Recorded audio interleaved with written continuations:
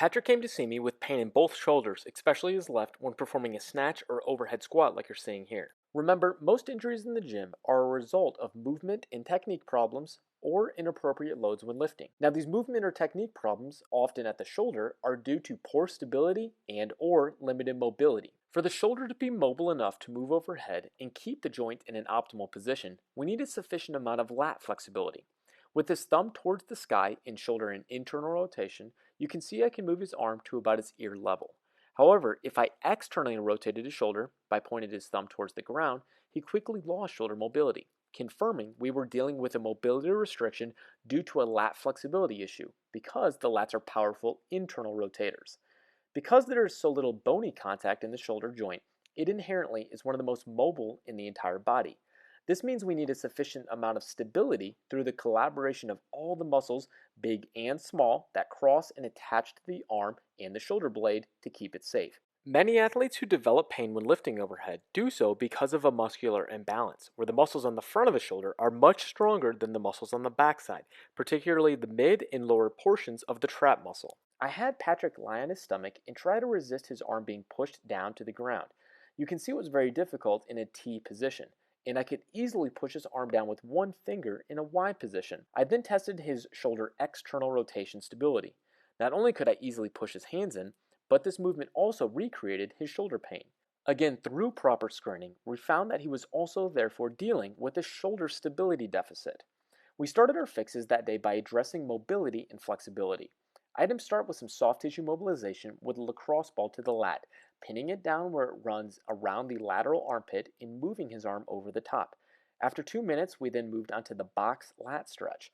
I cued him to keep his elbows tucked into a V position and then sit back and down, attempting to round his upper back and tuck his butt underneath himself until he felt a stretch near his lateral armpits. He held for 5 seconds and did 5 reps. We then retested his lat flexibility and noticed how much improvements he made. Here's a before and after of the same test to show you the difference those two interventions made. To address his strength imbalances, we started with an external rotation W with a band rotating to the sides with his elbows tucked in close and holding for 10 seconds. I cued him to keep his shoulders back and down during the entire hold for 20 reps. Next, we did a prone lateral raise. Listen in on the cues that I gave him. Now in this position, what we're going to do is a T, so you're going to go out to the side like this. But I'm going to show you how most people do it incorrectly, and I want you to let me know what it feels like. Okay. So I'm going to hold your shoulder blade down. Just bring your arm out to the side. Where's that pressure go?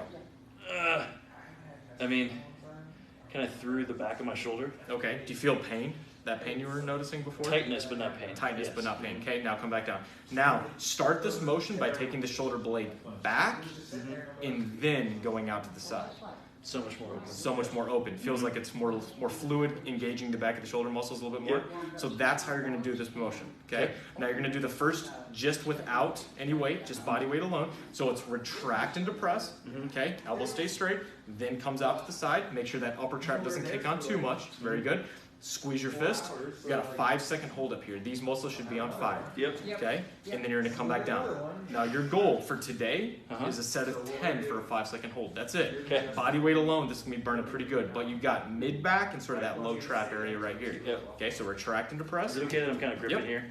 Okay. Keep that elbow straight when you do that. Good. Just shoulder blade alone, then out to the side. Perfect. Now just out to bar right there. You don't need to go too far. Okay. Set of 10, 5-second hold. Last, we performed a diagonal pull called D2 flexion. I cued him to keep his shoulder blade down as the arm moved up and out at an angle, holding for 5 seconds at the very top and feeling for the muscles on the back of the shoulder turning on and working hard. After those exercises, we retested his overhead squat. Okay, how do you feel after that?